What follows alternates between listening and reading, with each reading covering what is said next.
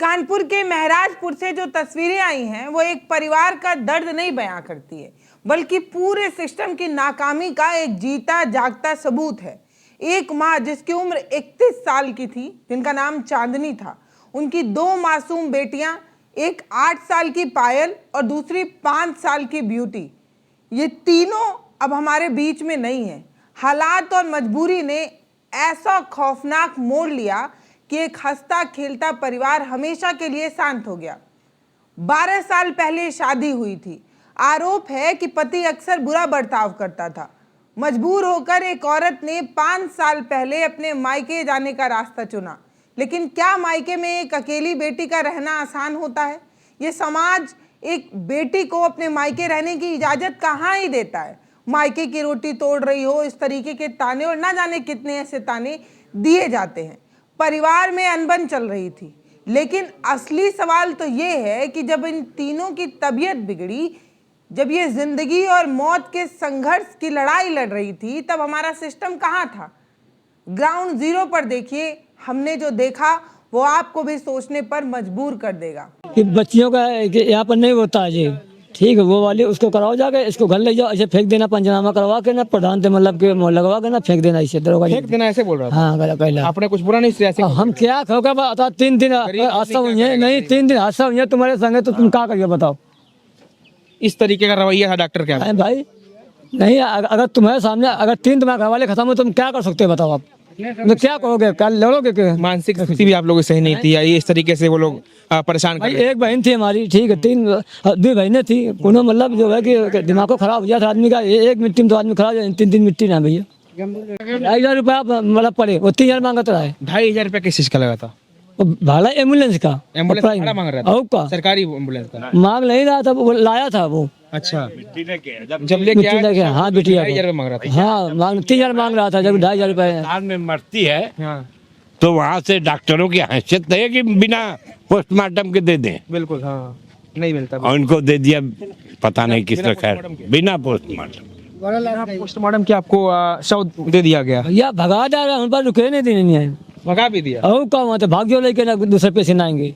आपको व्यवहार भी अच्छा नहीं कर रहे थे वो? ना व्यवहार कुछ नहीं अच्छा कर रहा था। खाना बनौती गई रहा, मातारी बिटिया रहन, चारी के चारी, 2 नतिनी, 2 मातारी बिटिया, 2 मातारी बिटिया, सब लड़का खेती किसानी रेत ख्यात करत, गरीब आदमी को नहीं गरमा। अच्छा, वो यहाँ कब से रह रही थी यहाँ पे? 5 साल। हाँ? 5 साल। शादी के बाद से 5 साल रह रही थी? 5 साल से। तो क्या आखिर क्या हुआ शादी के बाद से यहाँ रहने की क्या मजबूरी थी उनकी? कुछ उसका मजबूरी अपन नहीं बताई, उनका का बता, मन माँ खोल के कुछ नहीं कहीं नहीं।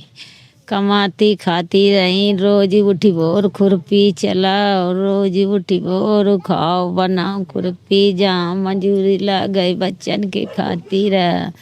जब तबीयत बिगड़ी तो तुरंत मदद की जरूरत थी, लेकिन यूपी का स्वास्थ्य महकमा गहरी नींद में सोया रहा। 108 नंबर पर एम्बुलेंस को फोन किया गया, लेकिन एम्बुलेंस नहीं आई। एक प्राइवेट गाड़ी से उन्हें सडसौल के सीएससी ले जाया गया, लेकिन वहां के डॉक्टरों ने कथित तौर पर हाथ खड़े कर दिए। तब उन्हें हेटल अस्पताल ले जाया गया। ये सब कुछ होने में 1 घंटा लग चुका था। आते जाते 1 घंटे की बर्बादी हो चुकी थी। 1 घंटे का वो वक्त जब इन मासूमों को जिंदगी की जरूरत थी। 2 मासूम बच्चियां थी, एक बेबस माँ थी। इनका जान बचाया जा सकता था, लेकिन सिस्टम की लापरवाही के भेंट चढ़ गया इन 3 मासूमों की जान। परिवार का आरोप है कि हेटल हॉस्पिटल में डॉक्टरों का रवैया बेहद शर्मनाक रहा। ये सुबह 6:30 बजे का लमसम बात है। 6:30 बजे का? जब हम लोग आए तो 8:30 के लमसम हो गया था। अच्छा, तो आप लोग आए तो क्या देखा आप लोगों ने? बस बेटियां बस पलटी कर रही थी, और उनकी बिट्टी की मम्मी खटिया मानी बेहोश थी। अच्छा, वो बेहोश हो गई थी, ये दोनों पलटी कर रही थी। उसके बाद से फिर आप लोगों ने कुछ?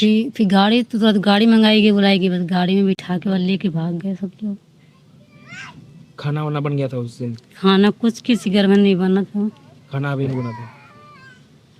यानी वो लोग वैसे ही खा लिए थे? एक नमकीन मंगाया था हाँ। तो एक बिट्टी को नमकीन दिया था, एक बिट्टी को बासी रोटी रखी थी, वही चुप करके दे दिया था। बस उन्हें खिला खिला के बस पता नहीं क्या किया क्या ना किया। क्यों उन्होंने ऐसा किया, कुछ बता सकती हैं आप? क्यों ऐसा अचानक, जैसा आप लोग बता रहे हैं कि कुछ नहीं हुआ था, उनको कोई प्रेशर नहीं था, कोई परेशानी नहीं था, तो अचानक क्यों ऐसा करते? पता नहीं कौन सी इनको खौफ समा गई पति की, किसकी पता नहीं, कोई ना कोई झगड़ा ना कुछ। पति से जो कि बता रहे हैं आप लोग कि 5 साल पहले विवाद था, उसके बाद से फिर कुछ हुआ था? कोई टेंशन होगी उनके मन में, कोई चल रहा होगा क्या मालूम, कुछ पता नहीं ना, कोई कभी बताया।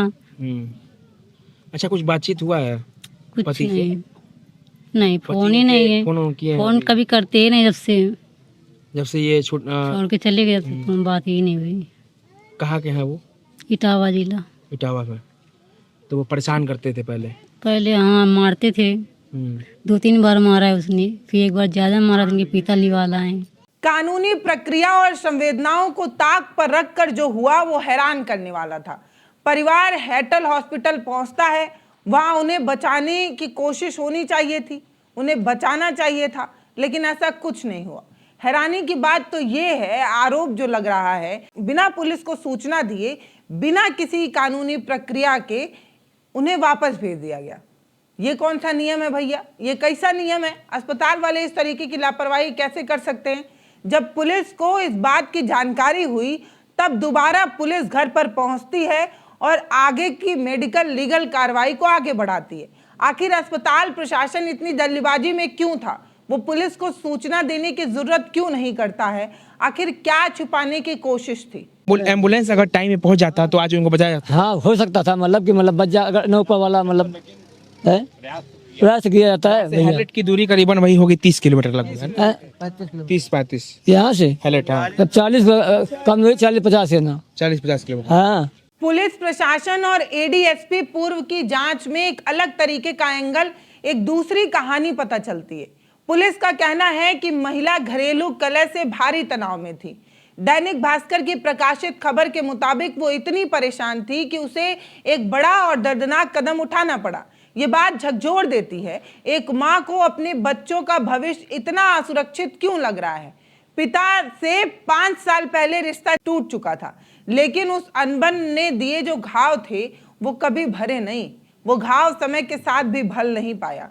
ये 3 जिंदगियां इस सिस्टम और हालात से हार गई, आखिरकार चुप हो गई और हमेशा के लिए चली गई। फोन किया, एम्बुलेंस आई नहीं।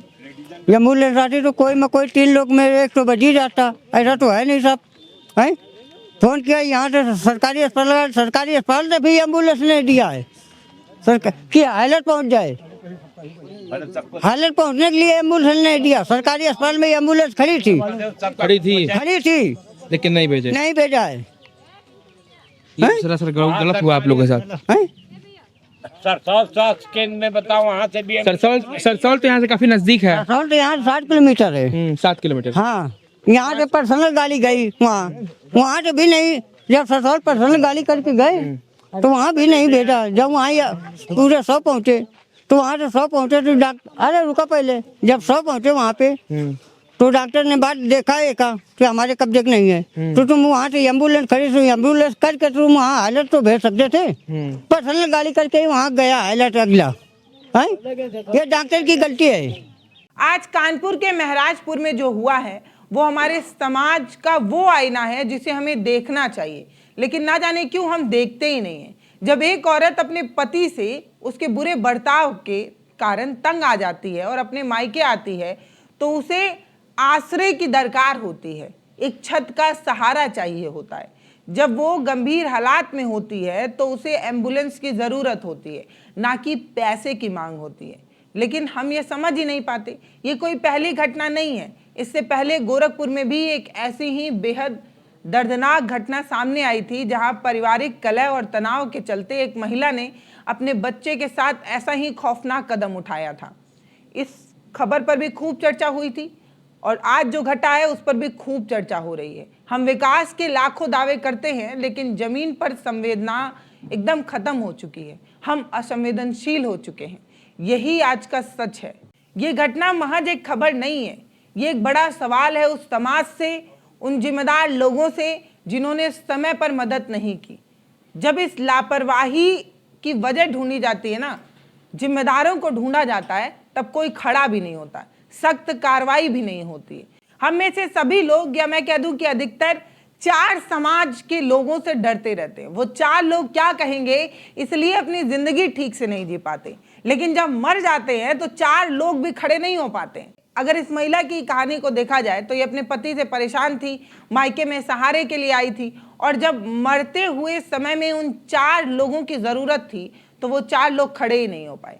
समाज का वो सच हमें जानना होगा, और सिस्टम और सरकार से क्या ही कहा जाए। ये तो बहरे नहीं है तभी इन्हें सुनाई नहीं देता, ये अंधे भी नहीं है लेकिन ये देख नहीं पाते हैं। ये कैसे हैं और इनका जो रवैया है वो कैसा है, ये बताने की ज़रूरत नहीं है। अगर यही सजग और सचेत रहते तो समाज में इस तरीके की चीज़ें ही नहीं होती। फिलहाल इस पूरी घटना पर आपकी जो राय हो वो आप हमें कमेंट सेक्शन में बताइएगा। धन्यवाद।